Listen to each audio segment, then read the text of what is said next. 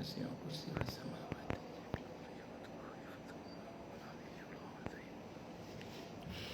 Assalamualaikum warahmatullahi wabarakatuh. Bismillahirrahmanirrahim. Alhamdulillahi rabbil alamin. Wa bihi nasta'inu ala umurid dunya waddin.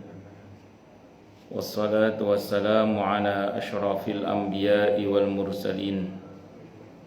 Sayyidina wa habibina wa syafi'ina wa qurrati a'yunina wa maulana Muhammadin wa ala alihi wa ashabihi wa duriyatihi ajma'in, amma ba'd. Ashhadu an la ilaha illallah wa ashhadu anna Muhammadar Rasulullah wa ufawidu amri ilallah, innallaha basirum bil ibad. Hasbiyallahu la ilaha illa huwa alaihi tawakkaltu wa huwa rabbul arsyil azim. Qala Allah ta'ala fi kitabihil karim hikayatan an nabiyillahi Musa alaihi salam. Rabbi syrah li sadri wa yassir li amri wahlul 'uqdatam min lisani yafqahu qawli. Para alim, para asatid, para asatidah, para bapak dan ibu sekalian, hafizani wa hafizakumullah, bil khusus segenap pengurus Masjid Raudhatul Jannah, yang semoga pengurusnya dan jamaahnya selalu dalam naungan rahmat, barokah, perlindungan serta bimbingan Allah Subhanahu wa ta'ala. Amin, Allahumma amin, insyaallah. Dan tentu kita berdoa kepada Allah Subhanahu wa ta'ala, Allahumma inna nas'aluka ilman nafi'a wa rizqan thayyiba wa amalan mutaqabbala wa fatahallahu lana futuhal arifin. Allahumma inna na'udzubika min ilmin la yanfa' wa amalin la yurfa' wa qalbin la yakhsha' wa du'a'i la yusma'. Allahumma ati anfusana taqwaha wa zakkiha anta khairu man zakkaha anta waliyuha wa maulaha. Amin, Allahumma amin, insyaallah. Pertama-tama tentu mari kita haturkan puja dan puji syukur kita ke hadirat Allah Subhanahu wa ta'ala dengan berucap alhamdulillahi rabbil alamin. Mudah-mudahan dengan hamdalah ini nikmat dari Allah untuk kita ditambah. Karena Allah telah berjanji dalam Al-Quran di surah Ibrahim ayat 7, A'udzu billahi samii'il 'aliim minasyaitonir rajiim. Wa idz adzana rabbukum la in syakartum la azidannakum wa la in kafartum inna 'adzabi lasyadid. Jadi kalau kita bersyukur, sungguh nikmat dari Allah untuk kita ditambah. Dan kalau kita kufur, kita diingatkan oleh Allah akan siksa yang sangat pedih. Ini janji Allah, dan janji Allah dalam Al-Quran itu la raiba fi, tidak ada keraguan di dalamnya. Di antara penjelasan la raiba fi adalah siapapun yang mengamalkan isi Al-Quran dengan keimanan dan keyakinan, maka Allah akan tunjukkan kebenaran Al-Quran itu kepadanya hingga tiada lagi keraguan dalam hatinya. Salawat dan salam semoga tercurah limpahkan untuk junjungan kita Nabi besar Muhammad sallallahu alaihi wasallam. Semoga kita semua diakui sebagai umat beliau. Amin, Allahumma amin, insyaallah. Bapak Ibu sekalian, hafizani wa hafizakumullah. Tentu seperti biasa saya wasiatkan juga terutama untuk diri saya sendiri dan kepada panjenengan semua agar kita semua terus berusaha meningkatkan ketakwaan kita kepada Allah Subhanahu wa taala. Karena dengan takwa itulah kita bisa memperoleh derajat yang sangat tinggi dengan sesungguhnya di sisi Allah Subhanahu wa taala. Hal ini didasarkan kepada firman Allah Subhanahu wa taala dalam Al-Qur'an di surah Al-Hujurat ayat 13. A'udzu billahi samii'il 'aliim minasyaitonir rajim. Ya ayyuhan nasu inna khalaqnakum min dzakarin wa untha wa ja'alnakum syu'uban wa qabaila lita'arafu inna akramakum 'indallahi atqakum al-ayah.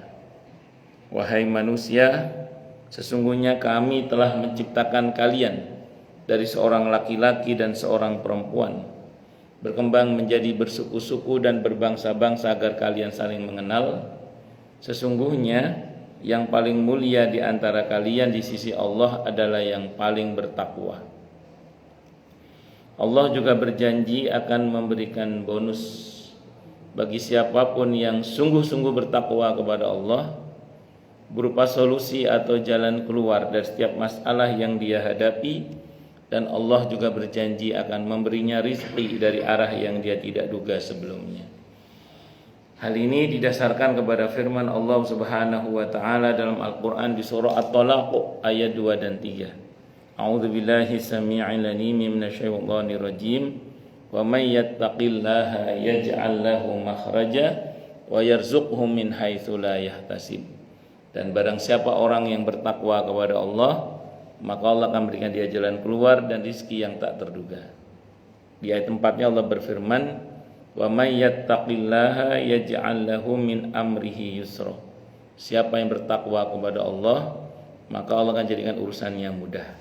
Semoga kita semua minal muttaqin, bahkan lil muttaqina imama. Amin, Allahumma amin insyaallah.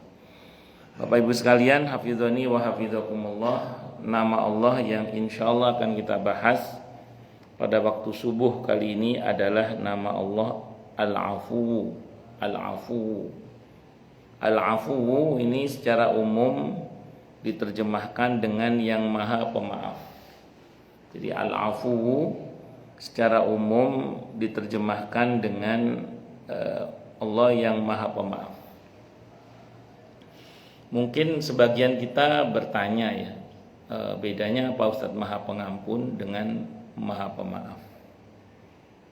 Sekilas mirip, sekilas. Tapi dalam bahasa Arab itu ada rumus sederhana, beda kata beda substansi. Itu dalam bahasa Arab itu. Jadi walaupun secara terjemahan umumnya sama gitu, tapi beda kata beda substansi itu dalam bahasa Arab. Kata para ulama, kalau Maha Pengampun itu kan dari kata ghafaro. Ghafaro itu maknanya menutup. Jadi kalau ada orang minta ampun kepada Allah dan diampuni oleh Allah, maka dosanya ditutup, kasusnya ditutup, di SP3 kan, atau di peti es kan, atau di deponering apa saya nggak paham itu istilahnya. Nah, nanti Pak Irnen yang lebih paham itu. Jadi dari kasusnya ditutup kasusnya. Tapi kalau dimaafkan, itu kasusnya itu dicabut sampai ke akar-akarnya. Jadi afa itu dicabut sampai ke akar-akarnya. Itu kalau dimaafkan. Karena afa itu artinya kalau ibarat pohon dicabut sampai ke akar-akarnya. Jadi kalau dosa dicabut sampai ke akar-akarnya. Saya pernah tanya orang, emang dosa ada akarnya Ustaz? Saya jawab begini, di antara nama dosa dalam Al-Quran itu ada nama dosa itu ismun. Jadi di antara nama dosa itu ismun. Ismun itu di antara artinya itu buntut yang panjang. Jadi kadang ada perbuatan dosa itu yang buntutnya panjang. Iya, jadi ada perbuatan dosa itu yang kadang buntutnya panjang. Entah yang berdampak pada masalah ekonomi, masalah rumah tangga, masalah kesehatan, masalah apa saja lah, macam-macam. Tapi jangan terus kita beranggapan kalau ada orang punya masalah pasti karena dosa, bukan. Karena para nabi itu masalahnya juga tidak sedikit. Dan itu bukan karena dosa, tapi lebih kepada karena memang orang itu semakin dekat dengan Allah, itu memang semakin berat ujiannya, cobaannya. Oh, gitu Ustaz. Iya betul. Nabi yang bersabda itu akamakal. Jadi asyaddun nasi bala'an al-anbiya, kata beliau gitu. Manusia yang paling dahsyat cobaannya itu para nabi. Sumal amsal, sumal amsal. Kemudian yang serupa itu, yang serupa itu. Tapi jangan mengambil kesimpulan seperti jamaah saya yang mengatakan kalau gitu jangan dekat-dekat sama Allah, dia nanti diuji. Karena semakin dekat dengan Allah semakin diuji. Maka saya jawab, lah memang iya, semakin dekat dengan Allah semakin diuji. Kalau semakin jauh dari Allah memang nggak diuji, dikemplang gitu. Ya pilih mana, mau diuji apa dikemplang gitu aja. Dikaplok kalau bahasa Jawanya. Monggo silakan dipilih. Mau diuji apa dikemplang gitu aja. Bedanya apa? Kalau diuji terukur, walaupun tampaknya berat tapi terukur. Tentu kita tidak boleh ngeliat ujian orang lain ya. Ya kalau kita S1 lihat ujian disertasi dokter pasti ya merasa berat. Kenapa? Bukan level kita. Tapi bagi sang dokter sendiri mungkin itu mudah saja. Kenapa? Karena memang dia sudah di situ levelnya. Maka kalau kita lihat ujian para ulama, orang-orang soleh terdahulu atau ujian para nabi ya tentu berat. Bukan satu hal yang ringan. Tapi itu kan menurut kita yang memang merasakan itu sebagai satu hal yang berat, tapi tidak bagi para nabinya kan. Itu seperti tidak bagi orang-orang solehnya itu kan. Makanya saya ulang sekali lagi, perihal ujian ini kita tidak bisa menilai orang lain dari sisi kita, karena bisa jadi bagi kita itu terasa berat tapi tidak menurut orang lain. Kan sambil contoh misalnya Nabi Ayub alaihissalam itu ketika beliau sakit, kalau saya baca dalam beberapa penjelasan para mufassir tentang masalah ini aukamakal, itu ketika istrinya berkata kepada Nabi Ayub, Mas Nabi, kalau bahasa kita ya, Mas Nabi mbok yang minta sembuh sama Allah ya kan, suaminya kan Nabi Pak, Mas Nabi mbok yang minta sembuh gitu loh. Masa Nabi kok sakit ndak minta sembuh? Kalau bahasa kita kira-kira gitu. Kata Nabi Ayub itu sederhana. Berapa lama saya sehat? 40 tahun kata istrinya. Berapa lama saya sakit? 18 tahun, kurang lebih 18 tahun saat itu. Kata beliau kurang lama. Kurang lama. Ya untuk kita pasti berat itu. Tapi untuk beliau kurang lama kata beliau. Nabi Ayub itu baru nangis. Menurut satu vers, ada beberapa riwayat yang saya baca ya. Yang diantara yang menarik itu gini. Di antara hal yang membuat Nabi Ayub alaihissalam itu bermohon kepada Allah ingin sembuh itu gara-garanya sakit beliau itu mulai menyentuh bagian lidah. Jadi begitu mulai menyentuh bagian lidah itu beliau nangis. Kenapa beliau menangis? Karena bagi seorang kekasih itu yang sangat berat adalah ketika tidak bisa menyebut nama kekasihnya, yaitu Allah. Nah, Nabi Ayub itu hiburannya ya zikrullah, zikir kepada Allah itu, menyebut nama kekasihnya. Siapa? Allah. Nah, kalau lidahnya sakit, nggak bisa nyebut nama Allah, udah nggak ada penawarnya lagi. Sedih itu beliau. Makanya kata beliau minta sembuh itu. Karena di antara hal yang sangat menyakitkan bagi seorang kekasih adalah ketika dia tidak bisa menyebut nama kekasihnya itu. Makanya beliau minta sembuh itu. Allahu Akbar. Allah sebagai Al-Afu, zat yang maha pemaaf tadi. Jadi Allah cabut sampai ke akar-akarnya itu. Walaupun tadi saya ulang ya, jangan sampai kita melihat ke orang itu kalau ada orang punya masalah pasti karena dosa, belum tentu. Karena daripada sebagiannya betul memang untuk menghapus dosa masalah itu, tapi daripada sebagian yang lain kadang Allah pakai untuk semakin menyempurnakan kemuliaannya.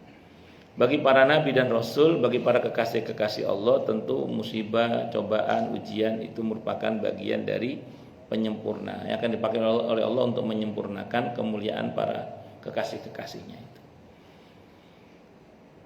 Kata al-afu, maaf saya tanya orang juga, yang disyariatkan beristighfar atau minta maaf Ustaz? Kata dia gitu. Ada yang nanya ke saya, yang disyariatkan tuh meminta maaf atau meminta ampunan kepada Allah? Saya jawab dua-duanya. Panjenengan kalau sholat di iftirash itu ada wa'afini wa'fu anni. Walaupun sempat ada video yang viral katanya nggak ada hadis yang mengatakan wa'afini, ada hadisnya. Lihat Al-Baihaqi. Jadi tergantung kita baca apa tidak. Mungkin bersangkutan belum sempat baca. Cuma kalau belum sempat baca, mbok ya jangan ngomong nggak ada gitu loh. Ya, belum ketemu gitu aja. Nah, jadi wa'afini itu yang versi madzhab Syafi'i kebanyakan wa'afini wa'fu anni. Itu artinya kita minta maaf. Berarti meminta maaf itu disyariatkan juga, tidak hanya astagfirullah, hamba mohon ampun ya Allah. Memang kita dapat ampunan Allah aja udah luar biasa. Apalagi dapat pemaafan dari Allah, itu lebih luar biasa lagi itu. Itu seperti itu. Makanya kita disyariatkan tidak hanya minta ampun tapi juga minta maaf dalam hal ini. Nah, apalagi di bulan Ramadan. Di bulan Ramadan, di 10 hari terakhir di bulan Ramadan, terutama di malam-malam yang terindikasi ada malam qadar, itu kita diperintah untuk disunahkan untuk berbanyak Allahumma innaka afuwun tuhibbul afwa fa'fu anni. Allahumma wahai Allah, innaka sesungguhnya engkau afuwun, zat yang maha pemaaf, dan tuhibbul afwa, engkau senang memaafkan ya Allah. Ini menarik. Allah itu tidak hanya maha pemaaf, tapi Allah itu hobinya memaafkan. Itu Allah itu. Innaka tuhibbul afwa fa'fu anni, maka maafkanlah hamba. Berarti di malam-malam Ramadan itu kita tidak hanya mohon ampunan Allah, tapi mohon pemaafan dari Allah. Yang berarti kita mohon agar kalaupun kita ada dosa, dan pasti kita punya dosa, itu Allah cabut dosa kita itu sampai ke akar-akarnya. Makanya tidak sedikit orang kalau berhasil meraih keutamaan bulan Ramadan, yang bisa kita lihat tanda secara fisik yang tampak, walaupun itu semua kembali pada Allah ya, tapi lebih kepada tanda-tanda saja. Itu diantaranya adalah selepas Ramadan, nggak tahu gimana ceritanya, ada banyak hal yang dirubah oleh Allah, baik dalam pengertian yang lebih baik atau dalam pengertian memang selesai dengan izin Allah apa yang menjadi masalahnya dengan izin Allah Subhanahu wa taala. Makanya saya ulang, kita ini beristighfar tetap karena itu diperintah, tapi yang tidak kalah pentingnya adalah memohon pemaafan dari Allah Subhanahu wa taala. Allahumma innaka afuwun tuhibbul afwa fa'fu anni, maka maafkanlah hamba. Atau setiap salat kita juga berdoa wa'afini wa'fu anni. Walaupun saya ulang, kita dapat ampunan Allah saja udah luar biasa. Apalagi mendapatkan pemaafannya, lebih luar biasa lagi. Allahu Akbar. Kata al-afu terambil dari akar kata yang terdiri dari huruf ain, fa dan waw, afwun atau afwan. Maknanya berkisar pada yaitu meninggalkan sesuatu dan memintanya atau ketertutupan, terhapus, kelebihan. Itu secara bahasa, meninggalkan sesuatu, memintanya atau ketertutupan, terhapus, kelebihan. Itu secara bahasa. Tentu dalam konteks yang kita bahas ini, meninggalkan sesuatu maksudnya Allah itu kalau sudah memaafkan hambanya, yang lalu darinya Allah tidak peduli. Saya ulang ya, Allah itu kalau sudah memaafkan hambanya, yang lalu darinya Allah tidak peduli. Itu yang dalam hadis qudsi dikutip oleh Imam Nawawi dalam kitab Al-Arba'in An-Nawawiyah, di mana Allah berfirman kepada seorang hamba yang meminta ampun kepada Allah, dan Allah ampuni dia walaupun dia datang membawa sewadah bumi dosa. Kata Allah, yang lalu darimu aku tidak peduli. Makanya kalau ada orang sudah bertobat, kita tidak boleh menghina dia dengan perbuatan dosa yang telah dia tobati itu. Apalagi dia tidak pernah berbuat, itu lebih parah lagi. Karena kalau kita sampai masih terus ngatai orang yang telah bertobat itu dengan perbuatan dosa yang telah dia tobati itu, berlaku apa yang Nabi sabdakan dalam sebuah hadis riwayat At-Tirmidzi. Hadisnya hadis gharib tapi maknanya sahih kata Imam Ahmad. Nabi bersabda, "Au kama qal, man ayyara akhahu musliman bidzambin taba'anhu lam yamut hatta yaf'alahu." Barang siapa yang menghina saudaranya sesama muslim dengan satu perbuatan dosa dalam tanda kurung yang dia telah bertobat darinya, maka yang menghina itu tidak akan mati-mati sebelum melakukan hal yang sama. Kenapa ini hadisnya walaupun gharib tapi maknanya sahih? Karena bersesuaian dengan hadis sahih riwayat Abi Daud ada dalam kitab Riyadhus Shalihin.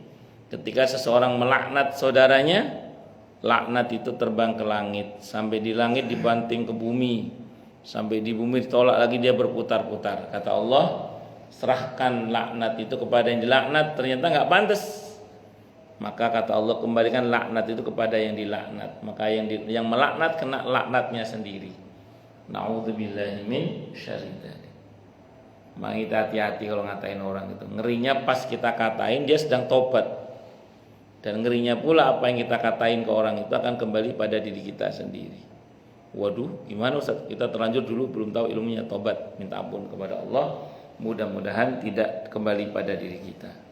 Itu diantaranya. Malah kalau di Al-Furqan ayat 70 untuk orang yang bertobat itu Allah janjikan apa? Illa man taba wa amana wa amila amalan salihah faulaika yubaddilullahu sayiatihim hasanat. Kecuali orang-orang yang mau bertobat, beriman dan beramal saleh, mereka itulah akan diganti oleh Allah keburukannya dengan kebaikan-kebaikan.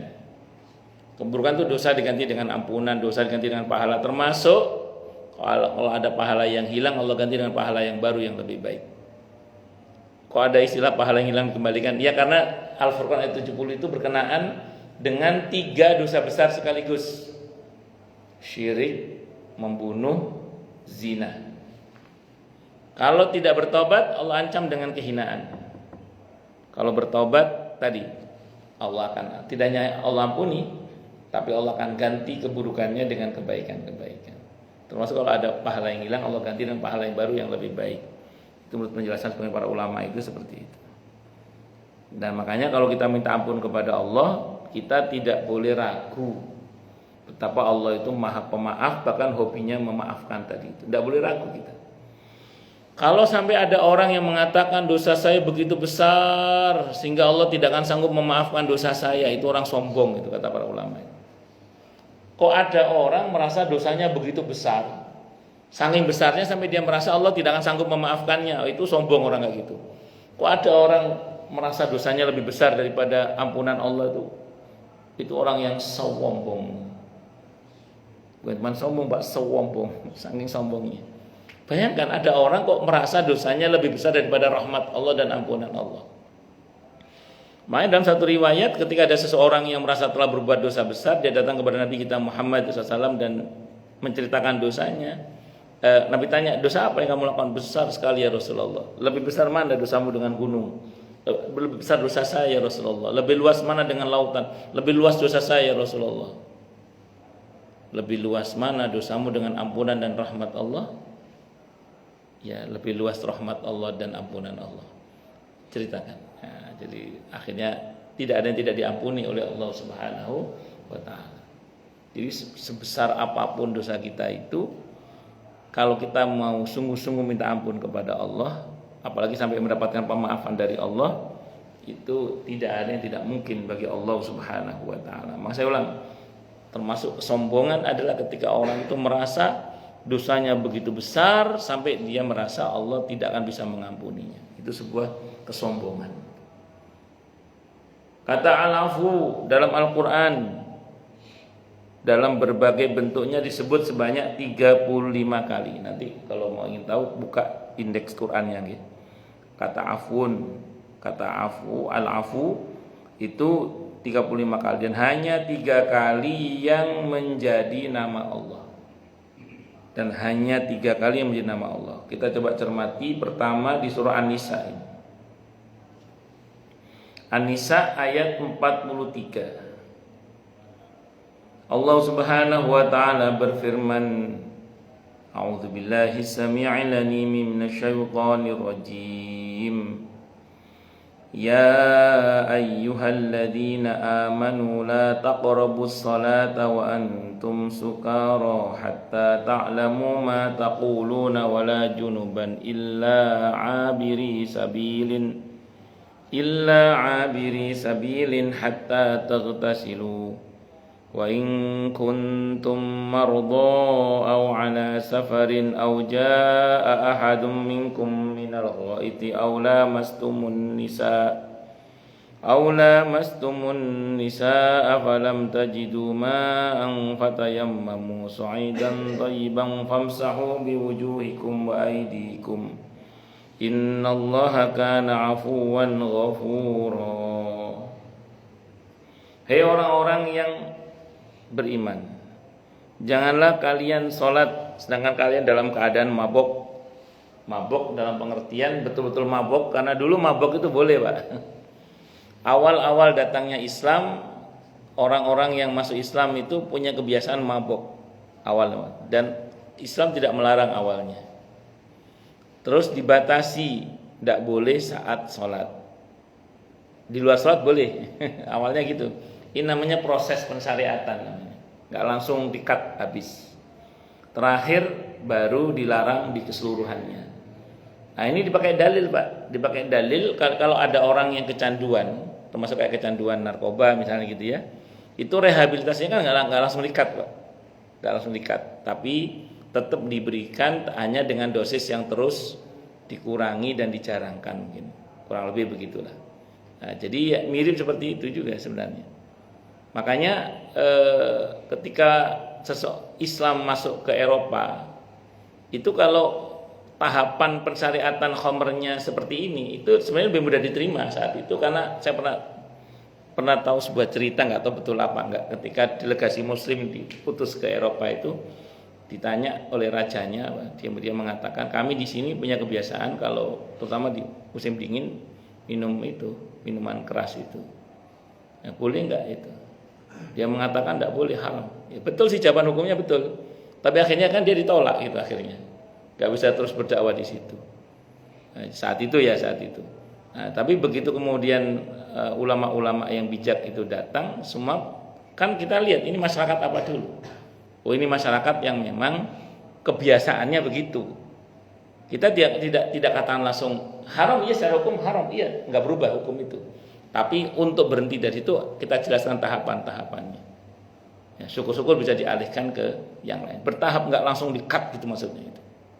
Kayak judi itu. Nabi, orang-orang datang ke Nabi kan judi diharamkan. Itu kebiasaan masyarakat jahiliyah. Datang sama Nabi ya, tentang judi bagaimana, tentang khamr bagaimana. Karena mereka mengatakan ini ada manfaatnya, kata mereka. Al-Quran berfirman, Allah berfirman, apa kata Allah dalam ayat itu? Yas'alunaka 'anil khamri wal maisir. Mereka bertanya kepadamu wahai Nabi tentang khamr dan judi. Karena mereka mengatakan ini ada manfaatnya ya Rasulullah. Judi itu ada manfaatnya, khamr ada manfaatnya, kata mereka gitu di depan Nabi. Dan Nabi bukan tipe Nabi yang begitu orang nanya, oh tak tapuk lambemu yo, enggak gitu. Depan Nabi kok nanya, enggak, Nabi dengerin aja. Terus Nabi itu menjawab atas arahan Allah. Yas'alunaka 'anil khamri wal maisir, kata Allah, qul fihima ismun kabiru wa manafi'u linnas. Kata Allah gitu. Katakanlah wahai Nabi, oke, di dalam judi dan khamr itu memang ada dosa yang besar dan juga ada manfaat bagi manusia. Kata Allah gitu. Enggak langsung ditolak gitu. Oh, enggak gitu, enggak. Alur berpikirnya diikuti. Oke, memang di dalam judi itu ada manfaatnya. Tapi jangan lupa loh, ada dosanya juga, dan itu besar dosanya. Diterangkan gitu. Terus Allah tutup dengan pernyataan dosanya lebih besar daripada manfaatnya. Oke, ada manfaatnya ini memang, tapi ingat dosanya lebih besar daripada, dan itu kata dosa itu Allah pakai kata ismun. Seolah-olah Allah mau bilang dampak kedepannya ini loh, itu lebih besar daripada sekedar manfaatnya. Allahu Akbar. Maka ini merupakan bagian dari metode tarikh at-tasyri' ya. Jadi proses pensyariatan di dalam Islam yang pada sebagiannya itu enggak langsung di-cut gitu loh. Tapi ada beberapa yang langsung di-cut kayak zina, itu langsung di-cut langsung itu zina itu. Jadi enggak terus yang biasa seminggu sekali, oke lah sebulan sekali dulu. Enggak gitu enggak. Untuk zina langsung di-cut. Kalau untuk jenis zina itu langsung di-cut gitu. Enggak ada manfaatnya. Enggak, iya. Itu seperti itu. Tapi yang beberapa berproses, nggak langsung diharamkan. Nah makanya nanti kalau kita mau menterapi seseorang supaya dia berhenti dari kebiasaannya, kadang memang butuh tahapan-tahapan. Jadi nggak langsung bisa di-cut gitu aja, butuh tahapan-tahapan hingga akhirnya diharapkan dia betul-betul bisa berhenti. Sehingga kamu mengerti apa yang kamu ucapkan. Ada juga yang memaknai mabuk di situ pengertiannya, mbok ya kalau sholat itu sadarlah apa yang kita ucapkan dalam sholat itu. Kan ada orang itu yang nggak sinkron antara pikiran, mulut dan hatinya itu. Allah, ya. Badannya di masjid, pikirannya kemana, hatinya kemana, mulutnya kemana gitu. Itu ada yang mengatakan seperti itu maknanya. Tapi terlepas dari itu, dua-duanya benar sih. Jadi memang idealnya sholat itu memang kita menyadari bahwa apa yang kita baca itu kita sadari. Makanya kan begini ya, sebenarnya khusyuk dalam sholat itu hadiah dari Allah sebenarnya. Saya ulang ya, khusyuk itu ketika kita sholat kita merasa sedang berinteraksi dengan Allah itu hadiah dari Allah sebenarnya. Maka karena itu hadiah, maka sepatutnya kita mengkondisikan diri kita dan hati kita untuk layak menerima khusyuk itu. Maka saya pastikan insya Allah jenengan tidak akan khusyuk dalam sholat kalau sebelum sholat nonton drakor terlebih dahulu misalnya. Misalnya gitu. Atau habis nonton debat politik langsung sholat, insya Allah nggak akan khusyuk insya Allah. Kenapa? Karena tidak dikondisikan. Makanya dulu itu ada istilah dalam Islam itu menunggu sholat. Jadi ada istilah dalam Islam itu menunggu sholat. Jadi misalnya zuhur, misalnya ya itu jam 11.50 berapa sekarang? 54. Taruhlah dari setengah 12 kita ada persiapan. Sambil nunggu sholat itu kita zikir atau baca Al-Quran. Nah, itu nanti insya Allah dapat itu khusyuknya bertahap. Itu seperti itu. Itu namanya kita mengkondisikan diri agar layak mendapatkan khusyuk. Terus yang kedua, khusyuk itu kita upayakan dengan cara memahami makna bacaan-bacaan sholat itu di luar sholat. Sehingga ketika sholat kita nggak usah menerjemah lagi, tapi tinggal merasakan interaksi kita dengan Allah. Arti Al-Fatihah kita pelajari, arti tasbihnya kita pelajari, arti beberapa bacaan dalam sholat itu kita pelajari, di luar sholat kita pelajari. Nanti begitu sholat tidak usah sibuk menerjemahkan, karena kalau kita sibuk menerjemahkan nanti malah nggak khusyuk. Alih-alih interaksi dengan Allah malah kita sibuk memaknai yang kita baca itu. Nah, yang betul sudah kita pelajari maknanya di luar sholat. Begitu masuk sholat kita tinggal merasakan kebersamaan dengan Allah, interaksi dengan Allah. Bahwa di pada momen ini ada dialog begini dengan Allah misalnya, bla bla bla. Dan saya ulang tadi, khusyuk itu kan mesti kita kondisikan sebelum sholat supaya kita mendapatkan hadiah khusyuk itu. Karena sependek yang saya ketahui, semakin kita berusaha khusyuk semakin nggak khusyuk. Yang saya tahu ya, semakin kita berusaha khusyuk semakin nggak khusyuk biasanya. Kan ada orang metenteng khusyuk, saya di sini serius, lama-lama yang capek lehernya itu. Nah, makanya khusyuk itu dinikmati saja dan mohon kepada Allah agar kita diberi hati yang khusyuk. Allahu Akbar. Jangan pula hampiri masjid sedang kamu dalam keadaan junub. Orang junub tidak boleh berada di dalam masjid karena hadas besar. Nah, sebagian ulama nanti mengkiaskan dengan hadas besar yang lain termasuk haid, nifas. Tidak boleh berada di masjid. Namun ulama beda pendapat untuk yang kedua itu dan untuk selain junub. Kalau junub ulama sepakat tidak boleh junub. Tapi kalau untuk haid, nifas ulama beda pendapat. Junub itu apa? Junub itu kalau secara umum ya orang mimpi basah itu junub namanya. Hubungan suami istri baik mengalami orgasme, ejakulasi atau tidak ejakulasi itu junub namanya.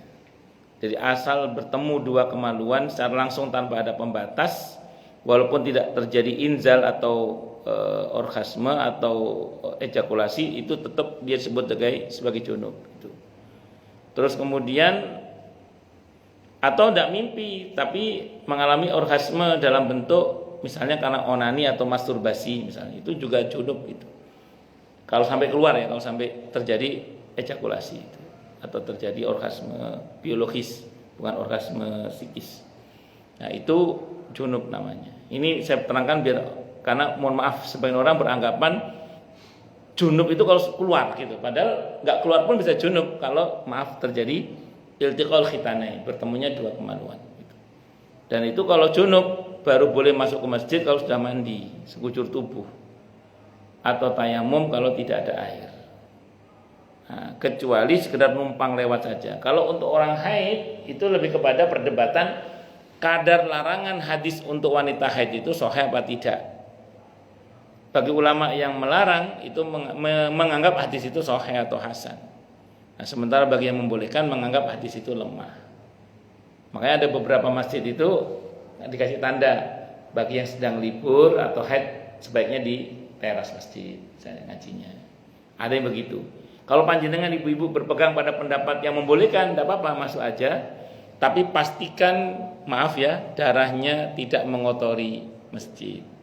Terserah mau pakai yang ada sayapnya atau yang nggak ada sayapnya, terserah lah. Itu terserah ibu-ibu lah itu. Oh, iya betul. Tapi saya kan nggak sebut merek Pak. Terserah yang ada sayap atau yang nggak ada sayapnya. Lanjut. Terkecuali sekedar berlalu saja lewat, karena dulu itu masjid itu nggak kayak gini Pak, ada temboknya. Dulu kan masjid itu ya kadang orang sana lewat mau ke sana, kalau cuma numpang lewat aja enggak apa-apa dulu. Dan tidak ada karpetnya gini. Kalau dulu kan cuma pasir dulu itu seperti itu. Hingga kamu mandi sampai selesai mandi besar, maksudnya junub sekujur tubuh. Mandi sekujur tubuh itu, mandi junub itu sekujur tubuh. Karena saya pernah pas di Surabaya itu ada ibu-ibu anaknya udah 4. Itu kalau habis junub, haid, terutama junub ya dia cerita itu. Kalau habis junub itu nggak pernah mandi sekujur tubuh. Berarti kepalanya nggak pernah diguyur. Jadi cuma mandi biasa aja. Sampai anaknya 4 itu. Nggak ngerti dia. Saking nggak ngertinya. Padahal mandi janabat itu harus sekujur tubuh diratakan. Dan jika kamu sakit atau sedang dalam musafir atau dalam perjalanan atau datang dari tempat buang air, atau kamu telah menyentuh perempuan kemudian kamu tidak mendapatkan air. Menyentuh perempuan ini ulama beda pendapat ya. Ini pembatal wudu ini. Menyentuh perempuan itu kulit ketemu kulit, yang wanita itu bukan mahramnya. Kalau dalam mazhab Syafi'i, syahwat atau tidak syahwat batal. Persentuhan laki perempuan yang bukan mahramnya, syahwat atau tidak syahwat batal. Itu dalam mazhab Syafi'i. Kalau dalam mazhab Hanafi baru batal kalau syahwat. Kalau enggak syahwat enggak batal dalam mazhab Hanafi. Kalau dalam mazhab Maliki mau syahwat ataupun tidak syahwat tidak batal. Karena yang membatalkan itu bukan persetuannya tapi jima, senggama itu yang membatalkan. Itu kalau dalam mazhab Maliki. Ustadz, bagaimana kalau kita sedang umroh itu kan kadang uyul-uyulan kesentuh laki perempuan. Maka kalau kata para ulama dalam mazhab Syafi'i, tidak apa-apa, tetap aja kita pakai mazhab Syafi'i, nggak harus pindah mazhab, karena beda orang menyentuh sama disentuh. Lamis sama malmus itu beda. Kalau malmus orang disentuh itu kalau dalam mazhab Syafi'i boleh pilih batal atau tidak. Tapi andaikan pindah mazhab ke mazhab Hanafi pun juga nggak ada masalah. Kalau saya pribadi dalam hal batalnya wudu memang lebih cenderung ke mazhab Hanafi. Bukan karena ngambil enaknya, bukan, tapi lebih kepada karena saya pernah baca dasarnya diantaranya adalah pernah Nabi ketika hendak sholat itu mencium salah satu istrinya dan beliau tidak wudu kembali, dan ada komentar ini di belakangnya itu. Dan Nabi adalah orang yang paling pandai menahan syahwatnya. Ya berarti kalau tidak syahwat ya tidak batal. Itu yang pendapat yang cenderung saya pilih ya, walaupun saya bermadzhab Syafi'i dalam hal ini. Loh, Ustaz, bermadzhab Syafi'i kok ada pendapat yang digabung dengan madzhab Hanafi bukannya talfik itu. Begini, talfik itu dilarang, mencampur adukan madzhab itu dilarang kalau tujuannya untuk tatabu rukhas. Ambil enaknya tok itu tidak boleh. Kalau niatnya ambil enaknya tok gitu. Tapi kalau kita tidak ambil enaknya tok, maksudnya kita ini kita milih ini karena menurut kita ini lebih berdasar gitu maksud gitu ya. Atau kita mengerti dasarnya lah dan kita pilih dasar yang itu, maka itu tidak ada masalah sebenarnya. Karena oleh para ulama talfiq itu dilarang lebih kepada karena tatabur khas. Satu dulu. Yang kedua, saya pernah baca dalam kitab Hujjah Ahli Sunnah wal Jamaah karya Bali Maksum Krapyak rahimahullah, di situ dikatakan bahwa ulama-ulama kita itu biasa berbeda dengan sengaja ya, berbeda dengan imam madhabnya itu sengaja itu beda, itu biasa. Alasannya sederhana, karena ulama-ulama kita itu tidak mau menyamakan imam madhabnya itu dengan Rasulullah Muhammad SAW. Makanya sengaja beda. Nah, mungkin monggo lah betul. Saya pribadi bermadhab Syafi'i. Di pada banyak amalan saya mengacu pada madhab Syafi'i. Walaupun kadang ada beberapa hal yang saya sengaja berbeda dengan imam madhab saya ya tadi, supaya tidak menganggap beliau sama dengan Rasulullah Muhammad SAW. Tapi saya ngikuti yang lain bukan karena ambil enaknya, tapi karena memilih itu karena kok lebih condong srek dengan hujah yang dipakai oleh ulama yang ini. Dan jika saya menyentuh perempuan tadi ya, kemudian kamu tidak mendapati air, mau wudu nggak ada air, mau mandi nggak ada air, maka bertayamumlah kamu dengan sa'id, permukaan bumi yang suci. Sa'id itu artinya permukaan bumi yang suci. Ada yang mengartikan debu sih memang. Sehingga beberapa travel haji ustadznya menyuruh jamaahnya membawa debu, itu ada ya. Allah, yang baik lagi suci tadi ya. Sa'id, kalau saya memahami permukaan bumi. Kalau permukaan bumi itu enggak harus ada debunya. Begini. Ini kan udah permukaan bumi ya. Niat tayamum. Ini sebagai pengganti wudu dan mandi besar. Kalau dalam mazhab Syafi'i sampai siku. Kalau kata Ibnu Rus itu suci. Apa sahih hadisnya. Cuman yang paling sahih sampai pergelangan, yang paling sahih. Yang paling sahih sampai pergelangan, yang paling sahih. Dalam fikih itu kenapa mazhab Syafi'i kok sampai siku? Yang itu notabene itu sahih menurut Ibnu Rus dalam Bidatul Mujtahid ya. Jawabannya sederhana. Dalam fikih, kalau dalam mazhab Syafi'i itu lebih kecenderungannya menggunakan qaul yang sahih daripada qaul yang ashah. Jadi kalau ada yang lebih sahih sama yang sahih, yang dipilih itu justru yang sahih, bukan yang paling sahih. Walaupun itu diperkenankan. Beda sama ulama tarjih. Kalau ulama tarjih biasanya kecenderungannya pilih yang paling sahih. Itu masing-masing ulama lah ya. Itu beda-beda itu. Ya. Dan itu sebagai pengganti mandi dan wudu. Jadi kalau mandi besar nggak harus guling-guling di debu, di tanah, nggak harus. Hanya kalau untuk mandi besar, begitu nanti nemu air wajib mengulang mandinya, tapi tidak wajib mengulang sholatnya. Wajib mengulang mandinya, tidak wajib mengulang sholatnya. Kalau dia sholat dengan mandi besar itu. Kalau wudu, Anda wudu terus sholat, selesai sholat nemu air misalnya gitu. Dulu di masa Nabi pernah terjadi, 2 orang sahabat Nabi habis wudu, habis tayamum, sholat nemu air. Yang satu wudu lagi, ngulang sholat, yang satu enggak. Dihadapkan kepada Nabi kita Muhammad SAW, kepada yang mengulang kata Nabi, kamu dapat pahala 2 yang mengulang. Yang tidak mengulang kata Nabi, asabta sunnah, kamu udah benar. Jadi yang tidak mengulang dibenarkan, yang mengulang dapat pahala 2. Nah, jadi ada satu kaidah di dalam usul fikih itu yang berbunyi rukhsah yang diambil, keringanan yang diambil itu sudah sah dan tidak wajib diulangi. Panjenengan dari Bandung sudah berhitung ini, takut tidak nututi sholat asar misalnya gitu ya, di jamak takdim atau jamak qashar lah karena di Bandung ya, jamak qashar di takdim, ngebut sampai sini ternyata masih baru masuk asar misalnya gitu. Nah, ngulangi lagi enggak, rukhsah yang diambil sudah sah, enggak wajib mengulangi lagi. Jadi keringanan yang diambil itu sudah sah dan tidak wajib mengulangi lagi. Kalau ngulangi lagi boleh, dapat 2 tadi itu. Dapat 2 tadi itu. Jadi rukhsah yang diambil sudah sah, cukup dan tidak wajib diulangi. Kalau mau diulangi dapat 2 tadi itu. Itu diantaranya. Dan menarik kemudian Allah katakan pas bicara tayamum itu, maka sapulah mukamu dan tanganmu. Jadi anggota tayamum itu cuma dua ya, anggota tayamum itu wajah dan tangan saja. Kalau yang paling sahih hanya sampai pergelangan, kalau mau yang sahih sampai siku. Jadi kalau kita tayamum, kalau dalam mazhab Syafi'i, ini versi mazhab Syafi'i ya, kita niat tayamum. Dalam arti kita niat tayamum untuk diperkenankan sholat. Dan tidak wajib meratakan debu sebagaimana meratakan air. Misalnya begitu kita usap, kok kurang rata ya, ambil kaca terus, kurang rata dia. Nggak usah udah. Nah, terus tangan juga sama, sampai kalau mazhab Syafi'i sampai siku sini. Nah, ini juga sama. Ini dicopot ya, ini apa namanya? Ini lengannya dia.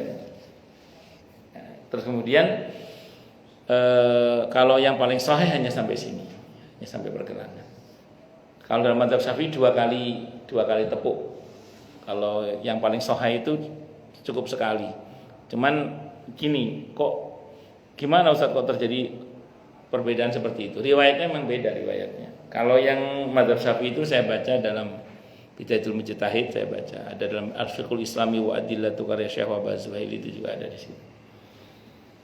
Allah, masing-masing ada riwayatnya lah. Yang salah itu yang enggak sholat. Sesungguhnya Allah Maha Pemaaf lagi Maha Pengampun. Allah itu Maha Pemaaf. Ini kan Allah bicara keringanan-keringanan ya. Nah, maka dalam fikih itu ada namanya dima'fu, dimaafkan. Di fikih itu ada namanya dima'fu, dimaafkan. Secara umum gini deh. Kalau kita ngomong fikih dalam Islam itu mesti ada yang namanya azimah. Azimah itu apa? Hukum asalnya. Wajib, haram, sunnah, makruh, mubah. Itu namanya azimah, hukum asalnya. Tapi di samping azimah ada juga namanya rukhsah, keringanan-keringanan. Itu kalau ngomong fikih itu. Bahkan nanti di fikih itu ada istilah namanya dima'fu, dimaafkan. Contoh. Bapak-bapak mau sholat di masjid, jalanan ada genangan air, naik motor atau jalan kaki. Padahal itu genangan air itu pasti sebagian dari comberan itu, yang notabene ada najis di situ itu, atau mungkin kotoran binatang macam-macam. Sebenarnya aslinya ya najis kalau memang itu taghayyur, berubah warna, rasa dan baunya.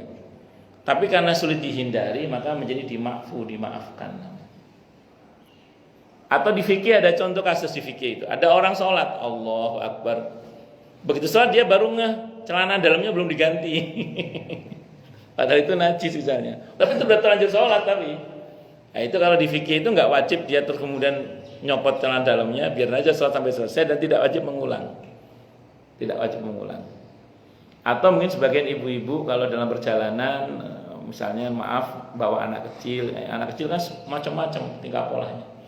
Mau sholat kan nggak mungkin ganti baju karena kondisi dalam perjalanan safar sulit, ada kondisi yang sulit, maka itu dima'fu. Najis yang susah dihindari itu dima'fu, dimaafkan. Nah, makanya dalam Islam itu hukum asalnya haram tapi bisa dinamis menjadi tidak haram. Contoh, pernah ada bapak-bapak orang Kemang 2 nelpon saya. Saat itu di Bandung dia, Ustadz, ibu saya serangan jantung, ngorok-ngorok Ustadz. Ini mau disuntik pakai serum yang kata dokternya itu mengandung babi atau apa, saya nggak paham itu istilahnya. Pokoknya intinya mengandung babi lah, saya nggak ngerti apa istilahnya itu. Terus saya bilang, Pak, nanya hukumnya nanti aja, diambil tindakan dulu aja, saya bilang gitu. Nanya hukumnya nanti aja, diambil tindakan dulu aja. Akhirnya diambil tindakan bla bla bla.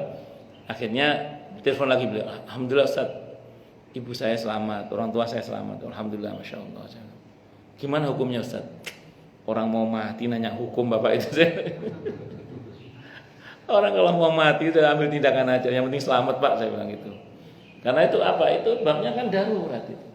Maka kan ada kaidah dalam fikih itu, ad-daruratu tubihul mahdzurah. Kondisi darurat itu bisa menyebabkan sesuatu yang terlarang pun menjadi boleh. Bahkan dalam Islam ada kaidah yang mengatakan al-hajatu tanzilu manzilatat darurati fi ibahatil mahdzurah. Hajat yang mendesak itu menduduki kedudukan darurat dalam hal diperbolehkannya sesuatu yang dilarang. Aslinya dilarang, tapi karena ada hajat yang mendesak itu bisa menduduki kedudukan darurat. dalam hal diperbolehkannya sesuatu yang dilarang. Contoh kasus gini,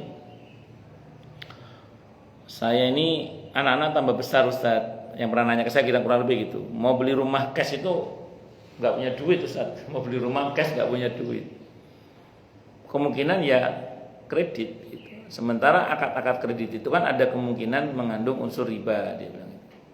Ini gimana Ustaz? Saya balik nanya kemudian, rumah itu kebutuhan sekunder apa primer bagi yang sudah berumah tangga? Primer ya. Dia bilang primer sih gitu, primer. Ya sudah, kalau primer berarti kan ini hajat yang mendesak, apalagi anak-anak tambah besar, anak-anak tambah besar. Anak-anak itu kalau tambah besar, kalau tinggal dipetakan, ini mohon maaf yang pernah miskin pasti tahu ini, yang tinggal dipetakan itu kan iya, kan tidak enak kalau anak tambah besar itu kan. Mesti orang tua pengennya anak sering keluar rumah daripada dalam rumah. Kenapa? Karena tinggal dipetakan yang khawatir mengganggu aktivitas bapak dan ibunya sebagai suami istri. Sehingga jadilah dia anak lingkungan. Kalau lingkungannya sehat, alhamdulillah. Kalau lingkungannya nggak sehat, ya itulah muncul trek-trekan apa geng-geng ini geng itu, tawuran. Itu kan diantarakan efek dari anak lingkungan itu diantaranya. Itu menurut para sosiolog itu yang pernah saya baca itu gitu katanya. Nah, makanya kan ini kan berarti ada bukan darurat sih, bukan nyawa pertama, tapi kan ada kondisi yang mendesak untuk segera diwujudkan. Itu bisa menduduki kedudukan darurat dalam hal diperbolehkan sesuatu yang dilarang. Kalau pakai kaidah itu. Apalagi kalau kita mau pakai kaidah idza jatama mafsadatani faru'iyya birtikabi akhafihima. Kalau ada dua hal yang sama-sama buruk, pilih yang risikonya lebih ringan. Jadi kalau ada dua hal pilihannya sama-sama buruk, maka pilih yang risikonya lebih ringan. Mungkin Anda beli rumah dengan cara kredit berakad ada kemungkinan mengandung unsur ribawi misalnya. Tapi kalau nggak beli rumah kan terancam nanti moralitas anaknya, khawatir kalau gitu. Maka daripada akhirnya beli itu. Itu contoh saja misalnya. Tapi itu berlaku hanya untuk rumah pertama, tidak berlaku untuk rumah kedua kecuali ada pos 2, 3 dan seterusnya. Ya maksud saya pos satpam Pak, pos satpam bukan. Jangan pos kemana-mana ya, ibu-ibu ya betul. Ini pos satpam maksudnya Bu. Gak usah kemana-mana kecuali mau kemana-mana ya terserah. Bisa dipahami nggih? Enggak, maksud saya pos rumah kedua itu ada pos kedua itu maksudnya anaknya sudah nikah, mau pergi. Nah itu maksudnya gitu. Iya maksudnya. Iya. Jangan kemana-mana. Iya paham ya maksudnya. Ya alhamdulillah, kalau paham alhamdulillah. Baik, silakan yang mau tanya dulu. Tanya, protes, marah boleh silakan. Masalah atau masalah yang lain boleh kalau ada. Kalau contoh yang pertama, yang kedua itu kalau ada dua hal yang buruk pilih yang lebih ringan. Itu saya pernah tanya oleh jamaah, Ustaz, ini ada bos diskotik mau nyumbang masjid 1 miliar Ustaz. Diterima nggak Ustaz? Jadi bos diskotik itu mau nyumbang masjid 1 miliar, diterima nggak Ustaz? Saya bilang terima aja, saya bilang. Tapi saya nggak ngomong satu lagi. Ada kepentingan apa dia? Saya tanya gitu. Ngerinya gini, dia nyumbang gitu sebagai kompensasi dia mau bikin diskotik dekat masjid itu maksudnya. Ngerinya begitu. Ternyata enggak Ustaz, dia pengen nyumbang aja. Saya bilang terima saja, saya bilang. Kenapa? Karena kalau Anda tidak terima uang, walaupun mungkin kita tahu sumbernya dari mana ya, terima saja. Kenapa? Karena kalau uang itu dipegang oleh dia, itu lebih bahaya. Pilihannya sulit, nggak diterima. Nanti dipegang dia, nanti akan dipakai apa uangnya? Kalau diterima, ini uang dari apa gitu. Maka saya bilang terima saja. Karena kalau uang itu tidak Anda terima, nanti dipegang oleh dia uang itu malah lebih bahaya. Jadi uang yang banyak kalau dipegang oleh orang yang nggak bagus itu malah bahaya. Mending dipegang oleh orang masjid. Cuman saya sarankan gini, nanti dipakai untuk perawatan fisik masjidnya, kayak tamannya atau apanya. Nah, pokoknya untuk merawat infrastruktur ya yang tampak yang dohir-dohir lah.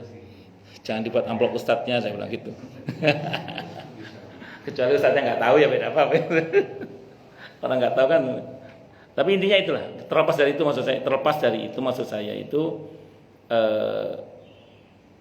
kalau ya tadi pilihannya sulit kan, jadi nggak diterima bagaimana? Kalau diterima, ya tadi diusahakan untuk membangunnya fisik saja. Dan kalaupun kemudian nggak diterima malah bahaya nanti, karena akan dipakai oleh dia untuk hal-hal yang nggak jelas malah. Wallahu a'lam bishawab. Baik, silakan. kalau ada. Nggih, monggo, Pak. Nggih, Pak. Tahun baru. Terus, Pak, terus. Bedanya apa, Pak? Kalau menganggap dia masih Masehi kalau menurut saya. Oh, terus. Tahun barunya kalau menurut saya itu tahun baru Islam. Terus, Pak, terus. Lalu kan ada dua. Pertama itu kalau misalnya kita itu kan pernah dengan topik yang sekarang ini, kita itu pernah misalnya mengikuti kegiatan tuh yang memang hotel di tempat itu, tapi yang memang menghabiskan waktu aja. Kalau isinya ya paling cuma bersuka cita itu aja kan. Nah, apakah itu juga masuk dengan topik yang Pak? Jadi dihapus kalau misalnya memang dia bersalah. Nah, yang kedua itu ada dihapus karena bersalah apa? Ya, karena ini kan nggak Islami lah Islami. Oh iya. Kalau saya, oh iya. Saya bilangnya bersalah karena saya nggak tahu apakah itu berdosa. Iya, Pak, baik. Nanti saya terangkan. Ada doa akhir dan awal tahun. Apakah itu doa untuk tahun baru ini? Makasih Pak Ustaz. Baik. Ada orang yang berkata, bahkan ada fatwanya itu. Ada orang yang berkata, bahkan ada fatwanya juga dari sebagian ulama kita yang mengatakan bahwa tahun baru Syamsiah itu adalah tahun barunya agama sebelah gitu ya. Tahun barunya agama sebelah. Saya tidak sepakat. Saya pribadi nggih, dan saya didukung oleh banyak ulama falak. Gini saya mau terangkan. Saya dulu kan di Fakultas Syariah itu belajar ilmu falak, astronomi Islam. Astronomi Islam itu dua, Pak, dulu. Ada yang Qamariyah, ada yang Syamsiyah. Kita menyebutnya Syamsiyah, bukan Masehi ya. Masehi kan sebelah gitu. Tapi isinya sama, Qamariyah Syamsiyah itu sama. Dengan Masehi itu sama. Cuman kalau di ilmu falak kami dulu menyebutnya dengan nama kalender Syamsiyah. Nah, jadi sebenarnya tahun baru yang akan datang ini itu kalau kita pakai disiplin ilmu falak itu bukan tahun barunya agama sebelah, bukan. Itu tahun baru Syamsiyah namanya.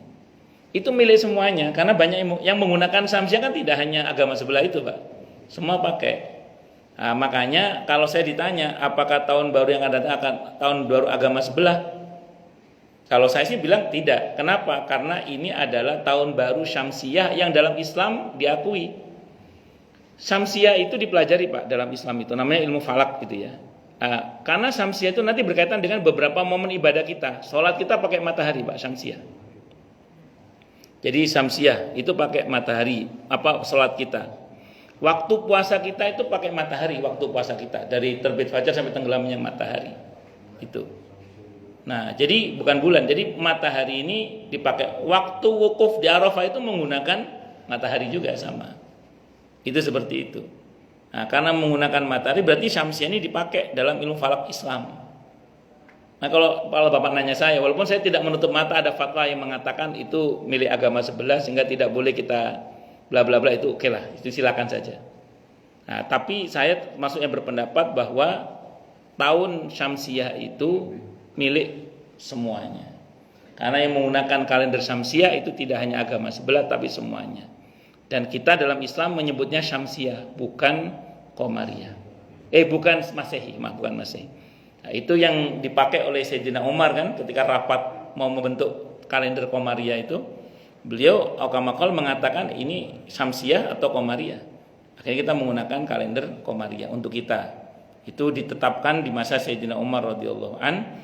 Tapi bukan berarti yang di luar itu dilarang karena itu bukan khas milik satu agama tertentu. Satu dulu ya, Pak ya. Itu diperjelas dulu bahwa itu Syamsiyah milik semua, bukan milik agama sebelah itu saja. Kecuali istilah Masehi. Nah, makanya saya ulang, di dalam Islam kita tidak menggunakan kata Masehi sebenarnya, tapi menggunakan Syamsiyah, kalender Syamsiyah, bukan kalender Masehi. Kalau Masehi baru namanya itu milik sebelah. Satu. Kemudian yang kedua,